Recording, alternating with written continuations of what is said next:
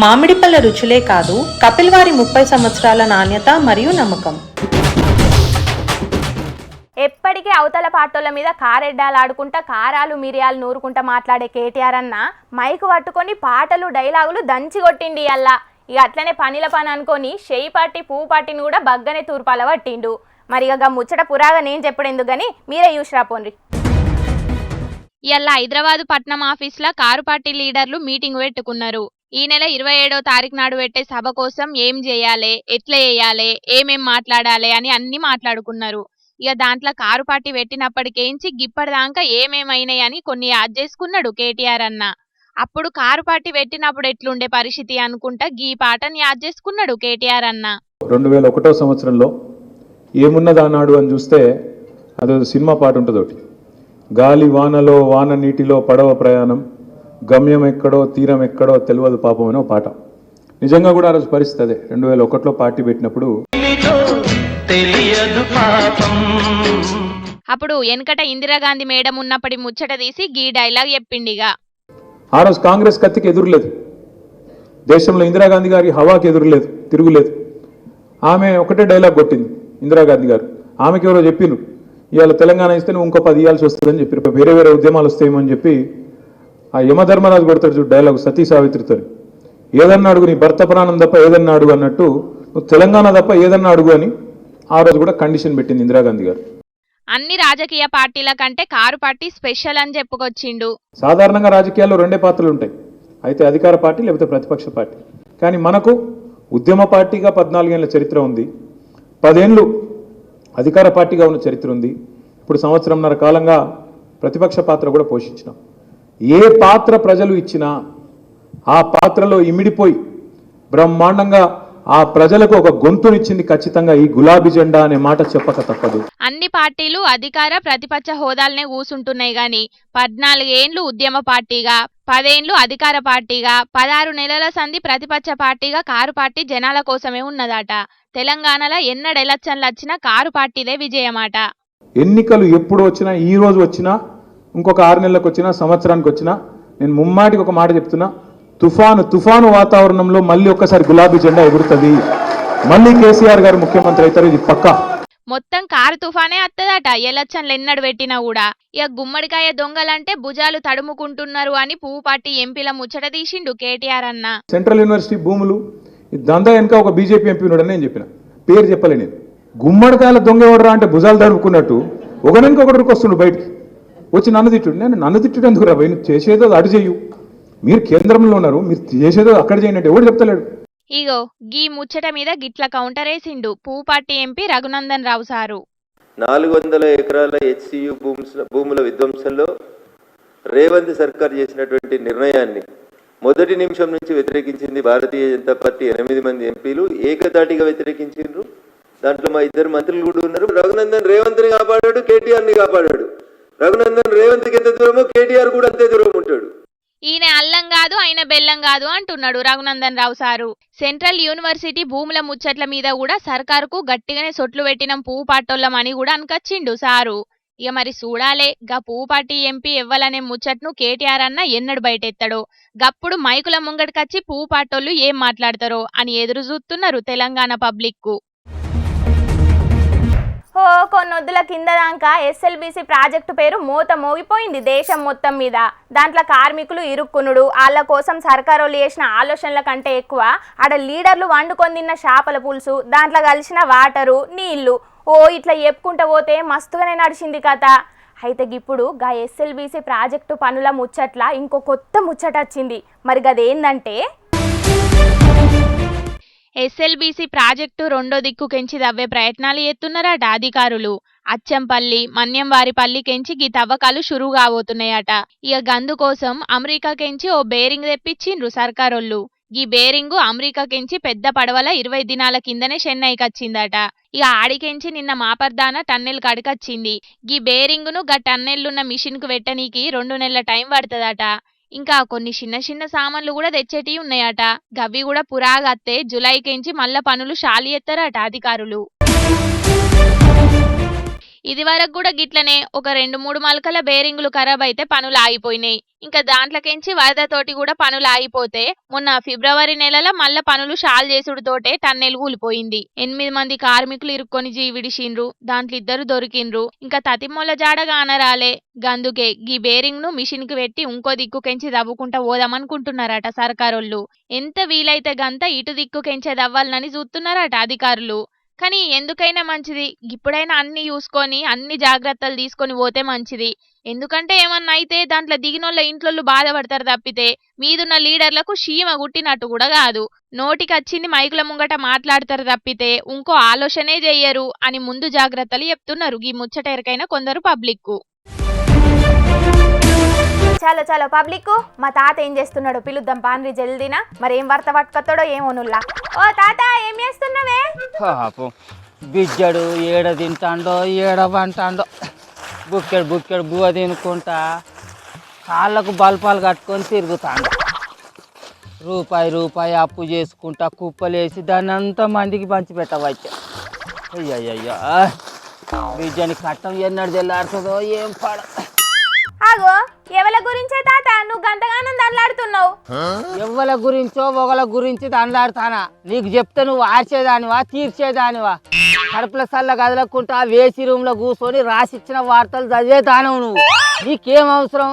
మా తండ్లాటేదో మేము పడతాను. నీ వార్తలు నువ్వు చదువుకోరాదు అమ్మా. నా గురించి నీకెందుకు? నువ్వు ఏడవోతే నాకేంది గాని. అయినా మొన్ననే పెరడు గోపియాలే జొన్నలు పట్టియాలి అని నా దగ్గర 2000 రూపాయలు బదలాడుకున్నావు కదా. మళ్ళీ 7 కంకులు అన్నీ ఉన్నాయి. కొంపదీసి ఆ పైసలు ఏం చేసినవే? తాడు గిట్ట పెట్టినవేంది? లేకిడి మొక్కదానా, నువ్వు ఇచ్చిన 2000 రూపాయలు నేను ఏం తాగలేదు. తోకమట్టల 2000 రూపాయలు మాగ మన దాంట్లో మక్కలు పట్టించిన. అది మొక్కజొన్నలు ఇవి వరంగంచెల రవి వానత్తాంది కుప్పేగేయాలి రావే తాత అంటే కూలికొచ్చి కుప్పేగేస్తాను. ఏంది నువ్వు కూలి పని పోయినవా? ఇంట్లోన్న కంచాన్ని అటు తీసి ఇటు పెట్టావు గాని నువ్వు ఏరేటోళ్ళ కూలి పని పోయినావు. ఏం చేస్తాం? నోరు మాట్లాడితే నోసలు ఎక్కిరిస్తుంది అన్నట్టున్నది మా కథ.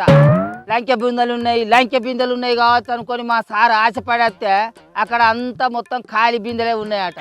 అందుకే నా అంత ఆసరా ఇంత అయిదామని ఇట్లా కూలికి వచ్చిన. మరి ఏం చేయాలి?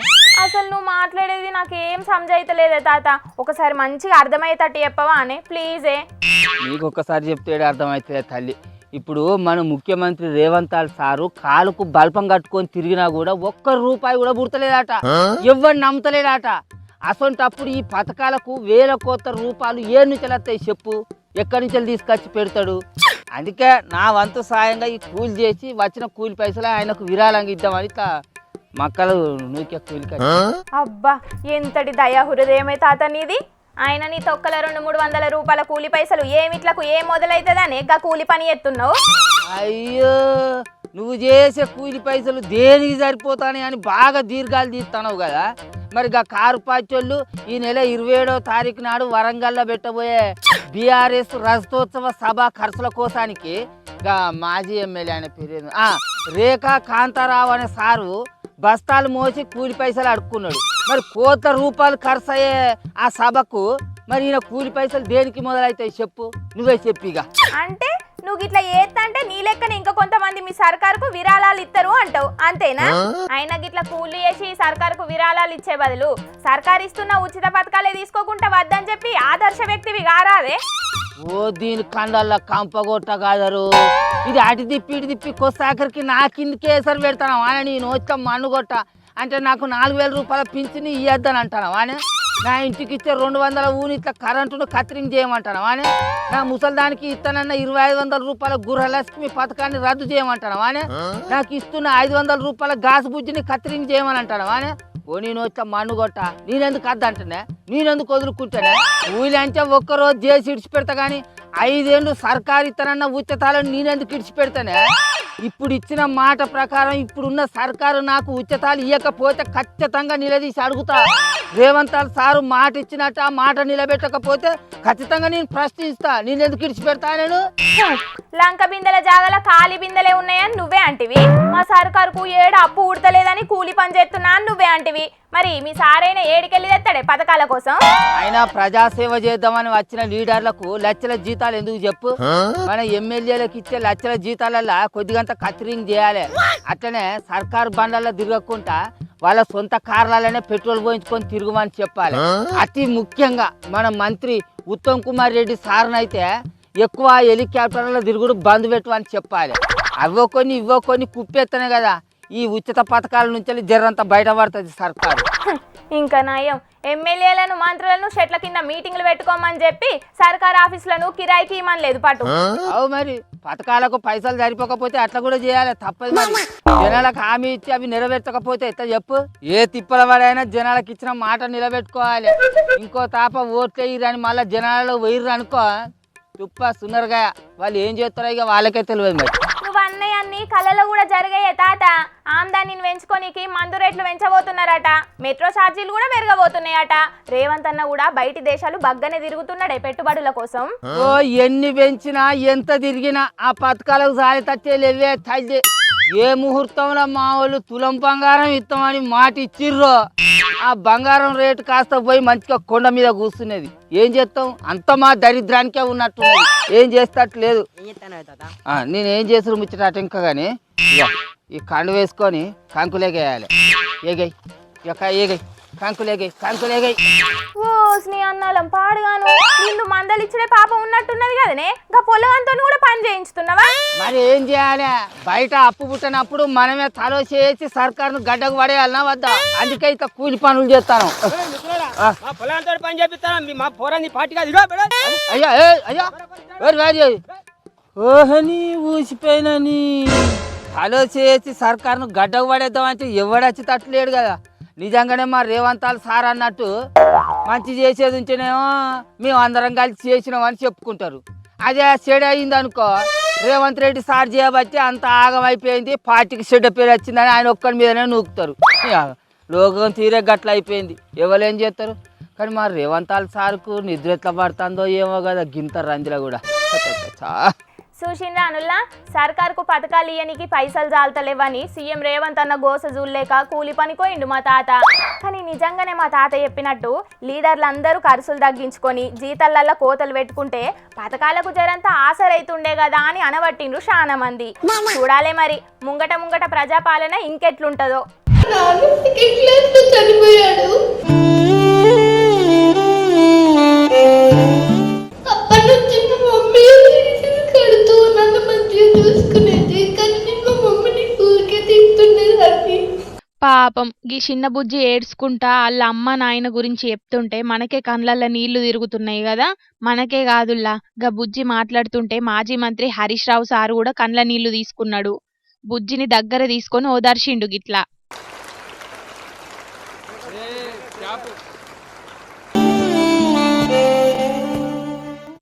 పిల్లల కోసం భద్రంగా ఉండాలే, భవిష్యత్తులో ఎదగాలే అనే అవగాహన కార్యం పెట్టిండ్రు సిద్దిపేటల. అగ్గో గాడనే సారు గీతిరిగా కండ్ల నీళ్లు తీసుకున్నాడు.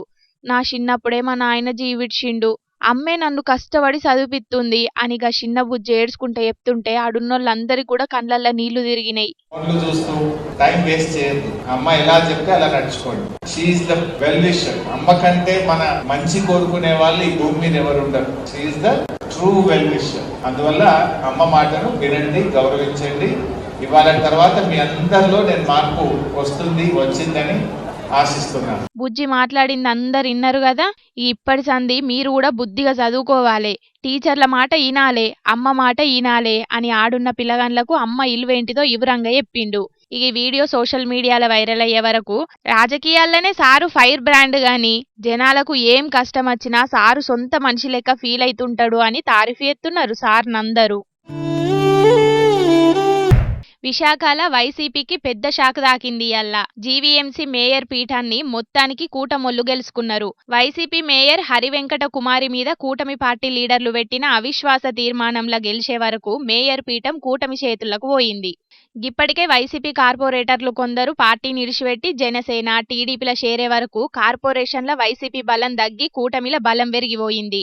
ఇక మొత్తం 97 మంది సభ్యులుంటే కూటమి పార్టోళ్లు 74 మంది మేయర్ అవిశ్వాసానికి మద్దతుగా ఓటేసిండ్రు. ఇయ్యాల ఎట్లాగూ కూటమి పార్టోళ్లు పెట్టిన అవిశ్వాస తీర్మానమే నెగ్గుద్దని వైసీపీ కార్పొరేటర్లు మీటింగుకు డుమ్మా కొట్టే వరకు హరివెంకట కుమారి మేడం మేయర్ పదవి పోయింది.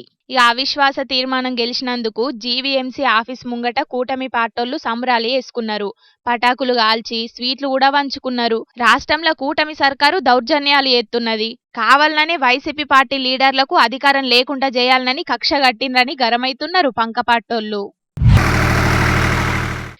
ఆగో, ఇండ్లల్లో పెట్టుకోవాల్సిన ఛార్జింగ్లు గిట్లా రోడ్ల మీద పెట్టిండ్రేంది? కొంపదీసి మొన్న కుంభమేళలా ఛార్జింగ్ బిజినెస్ నడిచినట్టు ఎడనన్నా జాతరలా ఎవలన్నా గీ ఛార్జింగ్ల దందా చాలు చేసిండ్రా ఎట్లా అని పరిశాన్ కాకుండ్రి.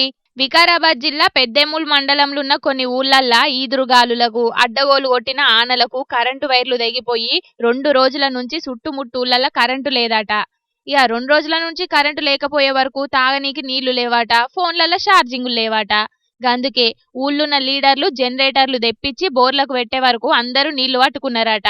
ఇక ఇంకొందరేమో మేం నీళ్లు లేకపోయినా ఉంటాం గాని సెల్లులలో ఛార్జింగులు లేకపోతే అసలుకే ఉండమని బాధపడే వరకు గదే జనరేటర్లకు గిట్ల ఛార్జింగ్లు పెట్టుకునే సౌలతులు చేసిండ్రు లీడర్లు. ఇగో చూడుండ్రి గీడ బెల్లం చుట్టూ ఈగలు ముసిరినట్టు ఛార్జింగ్ల కోసం జనరేటర్ చుట్టూ జనాలు ఎట్లా గూమిగూడిండ్రో.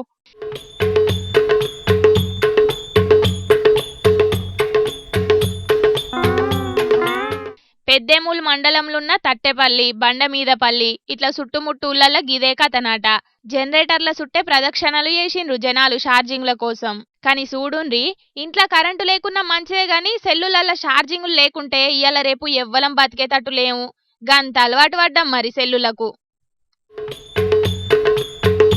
నారాయణ గారు, జిల్లా అదనపు కలెక్టర్ గారికి, గౌరవనీయులు నరసింహరావు గారికి, విష్ణువర్ధన్ రెడ్డి గారు. కాంగ్రెస్ పార్టీ అంటేనే లొల్లులకు పంచాయతీలకు కేర్ ఆఫ్ అడ్రస్ అని మళ్ళోపారి రుజువైంది పోర్రి. ఇక చూడర్రి, ఓ పక్క మీటింగ్ అయితేనే ఉన్నది. స్టేజ్ మీద ఆఫీసర్లు మంత్రి పొంగిలేటి సార్ కూర్చున్నాడు. కానీ కిందనేమో పార్టీ లీడర్లు అందరూ కలిసి ఎంపీ మల్లు రవి సార్ మీదకి ఎట్లాగా పడుతున్నారో చూడర్రి. భూభారతి సదస్సు పేరు మీద గద్వాల సర్కారు ఒక మీటింగ్ పెట్టిర్రు. అయితే మీటింగ్కి వచ్చిన మంత్రి పొంగిలేటి సార్ కాడ నుంచి జిల్లాలో ఉన్న బుడ్డ లీడర్లు అందరినీ స్టేజ్ మీదకి పిలిచిర్రు. కానీ మా ఇన్ఛార్జి సరితమ్మను స్టేజ్ మీదకి ఎందుకు పిలవలేదని లొల్లి పెట్టి రాడున్న పార్టీ కార్యకర్తలు. ఇదంతా కావాలనే ఎమ్మెల్యే చేపిస్తున్నాడని ఆయన మాట్లాడేటప్పుడు సరితమ్మ వర్గపోళ్ళు అందరూ వచ్చి స్టేజ్ ముంగట లొల్లి చేసిర్రు. గిట్లా లక్ష్మీనారాయణ గారు, జిల్లా అదనపు కలెక్టర్ గారికి, గౌరవనీయులు నరసింహరావు గారికి, విష్ణువర్ధన్ రెడ్డి గారు, డిసిసిబి చైర్మన్ గారికి, గౌరవనీయులు పొంగులేటి శ్రీనివాసరెడ్డి గారు, అదేవిధంగా గౌరవ ఎంపీ గారు. అయితే ఏదో పొరపాటు జరిగినట్టున్నది. గదేందో నేను చూసుకుంటా గానీ లొలి చేయకూరి అని ఎంపీ మల్లు రవణ వచ్చి బుద్రకించే పని చేసిండు. కానీ అస్సలకే వినలేదట ఆడున్న పార్టీ కార్యకర్తలు. ఇదంతా కాదని పోలీసులను పిలిచే వరకు వాళ్ళు వచ్చి పార్టీ కార్యకర్తల మీద లాఠీచార్జ్ చేసే వరకు ఎటోళ్ళు అటే ఆగమయ్యారు. గిట్లా మా లీడర్ను అవమానించిందే కాక మీద నుంచి పార్టీ కార్యకర్తల మీద పోలీసులతో దాడి చేపించిర్రని మస్తుగా గరమయ్యారట ఆడున్నోళ్ళు అందరూ. మొత్తానికి గిట్టుండే సుడీరి చెయ్యి పార్టీ వాళ్ళ పంచాదులు.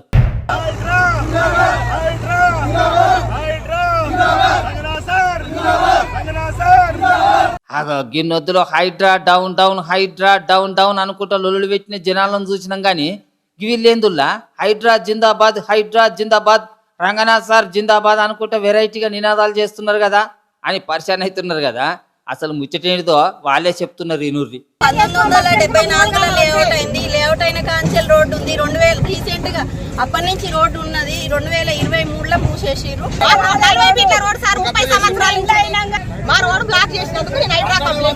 పట్నం వనస్థలీపురం కాడున్న వీళ్ళందరూ పోయే తువ్వపోయించి ఐస్ క్రీమ్ కంపెనీ ఉన్నదట. ఇక కంపెనీ వాళ్ళు రోడ్డును కబ్జా పెట్టి వీళ్ళకు తువ్వ లేకుండా చేసిర్రట. ఇక ఈ ముచ్చట మీద హైడ్రాకు కంప్లైంట్ చేసే వరకు ఎంబటే జేసీబీలు తీసుకొచ్చి కబ్జా చేసి కట్టిన అన్ని కూల్చేసిర్రట ఆఫీసర్లు. గిట్లా ఇక ఇప్పుడు కాలనీకి పోయే తువ్వ మళ్ళా పాత లెక్కనే సీదా సాఫ్ అయ్యే వరకు రంగనాథ్ సార్కు జిందాబాదులు చేసుకుంటా సంబరం ఎల్లబోసుకున్నారన్నట్టు. గిట్లా బీద బిక్కోలే కాకుండా గిసంటి బడాబాబులు కబ్జా పెట్టి కట్టిన అక్రమ కట్టడాలను కూల్చి హైడ్రా ఇంకింత మంచి పేరు తెచ్చుకోవాలని అంటున్నారు ఇది చూస్తున్నోళ్ళు. ఆ పబ్లిక్ తెచ్చిన కాడికి ముచ్చట్లన్నీ చెప్పేసిన ఎట్లున్నాయల్లా మస్తుగున్నాయిలే. ఇక ఇవుల్లా తాజా పంట సమర్పించు ఎల్టీ జోర్దార్ వార్తలు. మళ్ళొచ్చే జోర్దార్ వార్తలల్లా మస్తు జోర్దార్గా అందరం కలుసుకుందాం. అప్పటిదాకా చూస్తూనే ఉండండి హెచ్ఎం టీవీ. అట్లనే ఇంకిన్ని మంచి వార్తల కోసం హెచ్ఎం టీవీ యూట్యూబ్ ఛానల్ను తప్పకుండా సబ్స్క్రైబ్ చేసుకోండి. గిసొంటి ముచ్చట్లు ఆడ మస్తుగా ఉంటాయిల్లా. అన్ని ముచ్చట్లు మీ దాకా చేరాలంటే తప్పకుండా గంట కొట్టుండ్రి, లైక్ చేయండి. ఈ ముచ్చట్లను మీ దోస్తులందరికీ షేర్ చేయండి. ఏమంటున్నాం? సరే మరి ఉంటా, టాటా, నమస్తే.